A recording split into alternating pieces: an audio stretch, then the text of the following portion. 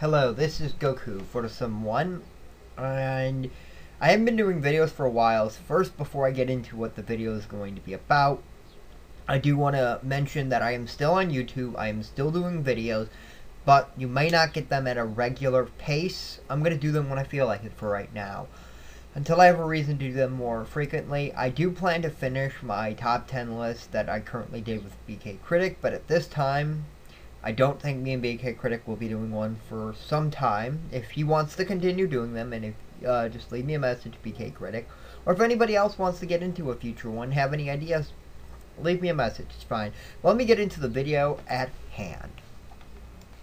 Now, Jeremy Johns recently did a video, I think it was less than a week ago, where he was talking about the information that we know that after Dark Knight Rises, Batman will be rebooted. And I read a lot of the comments, and a lot of people are like, a lot of people don't understand this. First of all is, they're not planning on the... Warner Brothers is not planning on Dark Knight Rises failing. They're not covering their bases. They're not planning for the worst.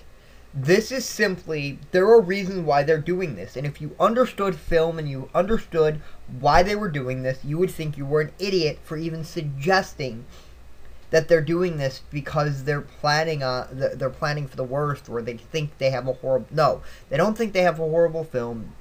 They're damn well not planning for the worst.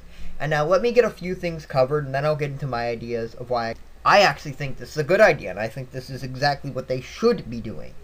And I think anybody who thinks that they shouldn't be doing this doesn't understand why they're doing this. And once I explain why, you may come to the understanding that this is actually a good thing, not a bad thing. Now, first of all, I want to get one thing out of the way. Dark Knight, the Batman Begins, Dark Knight, and Dark Knight Rises, I'm guessing Dark Knight Rises will have similar tones, are not the quintessential Batman films. They simply are considered the quintessential Batman films because we have things that are nowhere near as good to compare them to. But when you say the quintessential, I'm referring to the one and only, the best idea that you could. See, the Batman Begins films, which I still call them the Batman Begins films, because it's not the Dark Knight films, it's the Batman Begins films. Batman Begins came first, and if you're gonna say one title, you gotta say Batman Begins. The Batman Begins films are one take on Batman. And saying that doing a reboot and doing a different take is a bad idea is like saying that Batman can only be written this way, and if you write him any other way, you're not doing the character right. And I highly disagree with this. I highly disagree with this. Now, the reasons they're doing this are for numerous reasons. Now, this is not an official, they stated why they're doing this, but I can guess why they're doing this because I understand film a little bit, and I understand why you do this. First of all, is they do want to get out of the way. There's a rumor going around, last time I checked, it has not been demolished, that after this is over, they're going to be doing a TV show. I think that's a great way to continue Batman Begins. The Batman Begins films do a TV show, but the point is, the reason they're doing this is because they're losing the director and the actor. Losing Christopher Nolan and Christopher Balin. Chris Balin, whatever. That's big. That means there's going to be a tonal shift no matter what they do. If you watch in Captain Logan's Superhero Rewind, he talks about one big reason why thirds usually are bad is because of the tonal shift. Because when you get a new director, the tone of your picture changes. Because directors come in doing it their way. And the reason why this is going to work for the Marvel films is because they're not all supposed to be totally the same. Iron Man is supposed to be kind of like a techie superhero movie. Captain America is supposed to be a war picture. And Thor is supposed to be kind of like a mythology movie. And Hulk was meant to be kind of like a monster movie with a little bit of superhero. So all of these films are different. So they have different tones. They cast directors that fit those tones. Now, when you go into the next Batman film, and that's what I'm fearing kind of for Iron Man, is that the next film is going to have a different tonal shift. And from what I've read, if it's true, I'm not looking forward to Iron Man 3, but until I hear some more official things, I'm not going to talk about that. But now, so they're going to have a tone shift. So why not just amp that up 110%? And the reasons why this is a good idea is because they've limited themselves by Christopher Nolan's universe. They cannot use Mr. Freeze. They, for the most part, can't use Robin. They can't use Batgirl. They can't use Poison Ivy. They can't use Man-Bat. Ventriloquist would be hard. Not impossible, but kind of hard.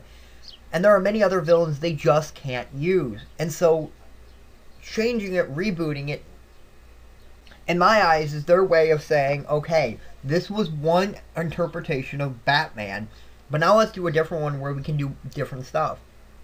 Now, if they try to do another origin, that's stupid. But ultimately, I don't think that we can't lead to that conclusion. There's been one Batman origin. It's not like a lot of these films that whenever they reboot it, they immediately go back to the origin. No. We've had one Batman film.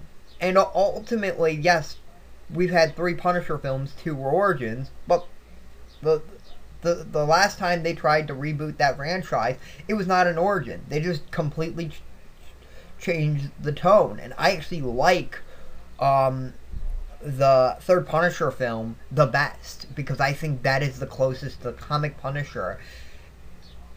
But I have ideas of what I want them to do with it, and I don't think this is a bad idea. I think this is actually a brilliant idea.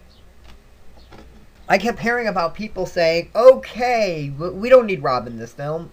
Let's have Batgirl and Riddler in, or not Batgirl. Let's have Catwoman and Riddler in,